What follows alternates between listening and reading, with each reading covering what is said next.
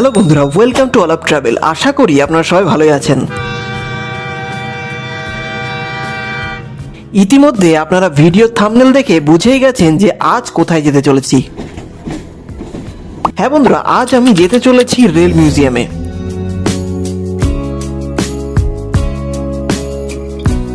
যেটি আমাদের পশ্চিমবঙ্গের হাওড়া জেলার হাওড়া স্টেশন এরিয়ার মধ্যেই অবস্থিত। হ্যাঁ, পশ্চিমবঙ্গের বাইরেও বেশ কয়েকটা রেল মিউজিয়াম আছে, যেমন Chennai rail museum, Mahishur rail museum, Hooghly rail museum এবং আছে ভারতের বৃহত্তম এবং সবচেয়ে বিখ্যাত রেল মিউজিয়াম দিল্লি চাণক্যপুরী, যেটি জাতীয় রেল মিউজিয়াম নামে পরিচিত। এই সব রেল মিউজিয়ামগুলি কোনোদিন দেখতে তো যাবই, তার আগে চলুন দেখে নিই কাছের রেল মিউজিয়ামটি।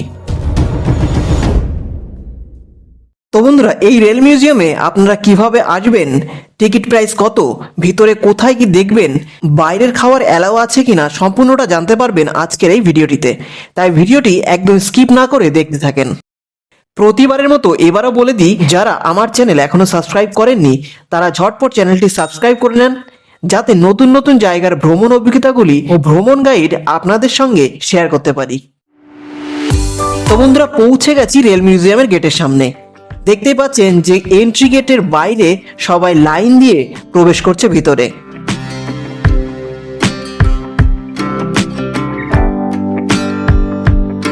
তো আপনাদের প্রথমেই বলে দিই, এই রেল মিউজিয়াম খোলা থাকে প্রতিদিন সকাল 8টা থেকে রাত 8টা পর্যন্ত।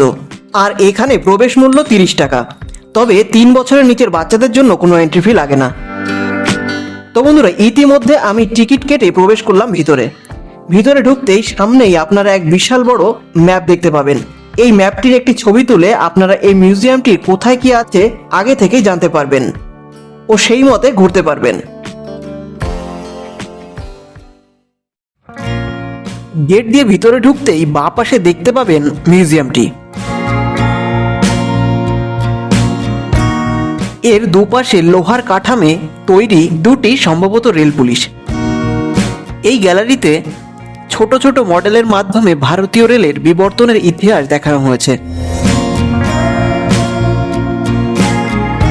এই গ্যালারিতে আপনি পুরনো দিনের রেলওয়ে সরঞ্জাম, ইঞ্জিন দেখতে পাবেন। আরও দেখলাম পুরনো সময়ের এসি নন এসি ট্রেনের কামরা। তো বন্ধুরা দেখেন, পুরনো দিনের ট্রেনের স্পেশাল কামরার ভিতর, সঙ্গে খাওয়ার ব্যবস্থা। সামনের কক্ষটিতে কি আছে দেখেন। ওয়াও, এখানে তো দেখছি আরামদায়ক সোফা সহ মিটিং রুম আছে, পুরনো আমলের কিছু আসবাবপত্র সহ টয়লেট ও ওয়াশরুম। আরো দেখতে পেলাম চারপাশে খোলা স্পেশাল ট্রেনের বসার রুম। দেখতেই পাচ্ছেন, যার এক পাশে আছে 2টি করে সিট আর এক পাশে 1টি করে। এটি হচ্ছে engine room, engine number 798B।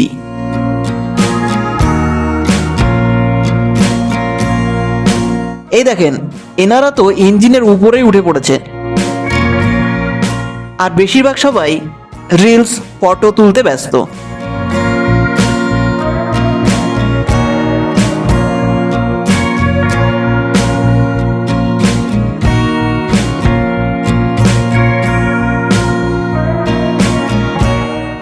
এখান থেকে বেরিয়ে ঠিক সামনেই দেখতে পেলাম একটি খাবারের স্টল, যেটি একটি ট্রেনের বগি দিয়ে তৈরি করা হয়েছে। শুধু ভিতরে না, বাইরেও বসে খাওয়ার ব্যবস্থা আছে।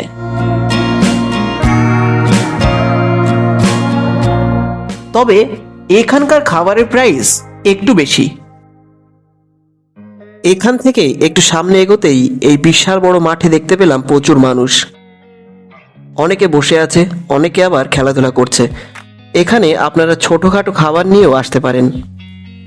এই জায়গাটি কাপল হোক বা ফ্যামিলি, সবার জন্যই পারফেক্ট। আর বাচ্চাদের তো ভালো লাগবেই। আর এই মাঠের বিভিন্ন জায়গায় এই ধরনের পুরনো কিছু রেল ইঞ্জিনের স্ট্রাকচার রাখা আছে।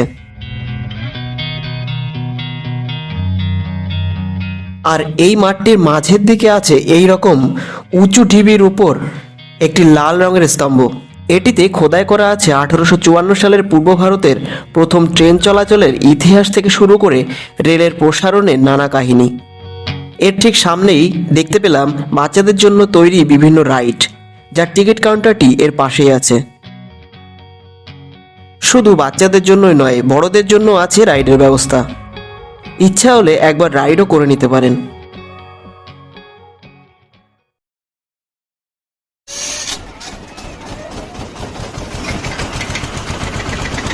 এছাড়া এই রেল মিউজিয়ামের অন্যতম আকর্ষণ হলো টয় ট্রেনের ব্যবস্থা। এটি ছোট বড় সবার কাছেই খুব জনপ্রিয়।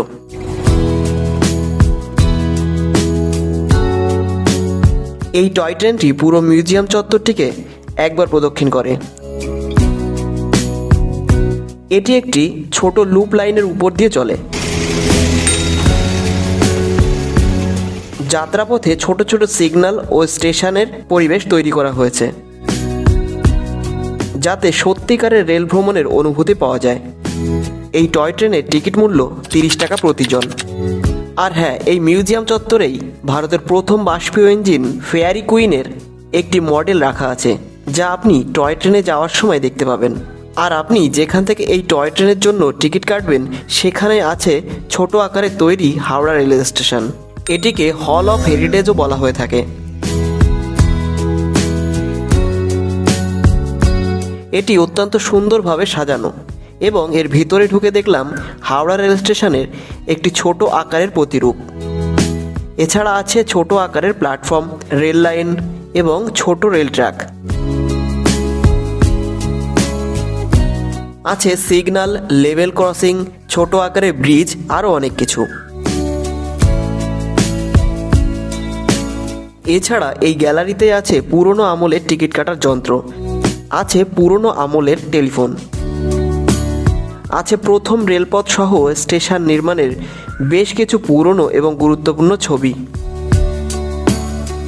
স্কুলে পড়াশোনা করা শিক্ষার্থীরা এই জায়গা থেকে বেশ কিছুটা জ্ঞান অর্জন করতে পারবেন।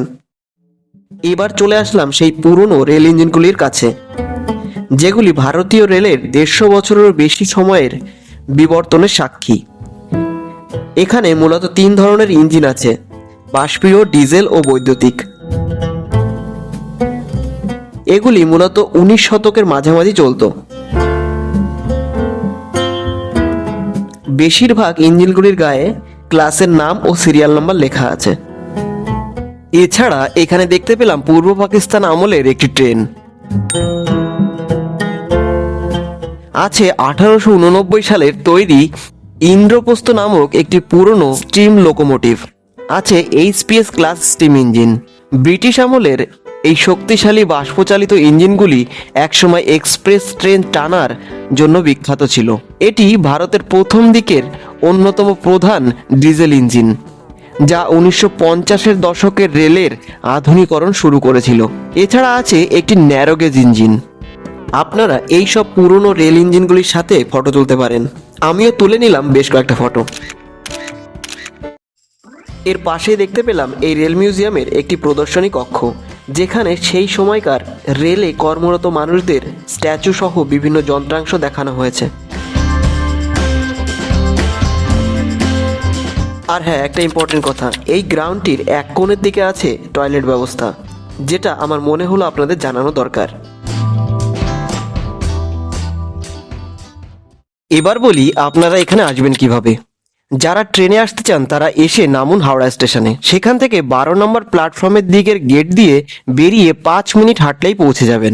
আর যারা মেট্রো করে আসতে চান তারা সরাসরি হাওড়া মেট্রো স্টেশনে নামুন। সেখান থেকে মিউজিয়ামটি হাঁটা পথের দূরত্বে। আর যারা বাসে আসতে চান তারা হাওড়া স্টেশনগামী বাসে উঠে টার্মিনাসে নামুন। সেখান থেকে ট্যাক্সি স্ট্যান্ডের পাশ দিয়ে হেঁটে গেলেই মিউজিয়ামটি। তবে আমার মতে ট্রেন বা মেট্রো করেই আসা ভালো, কারণ এতে ট্রাফিক জ্যামের ঝামেলাটা থাকে না।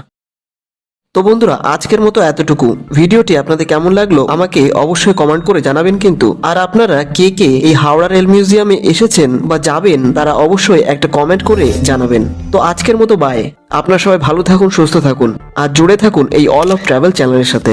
আবার দেখা হবে নতুন কোনো জায়গায় নতুন কোনো ট্রাভেলিং ভিডিওর সঙ্গে।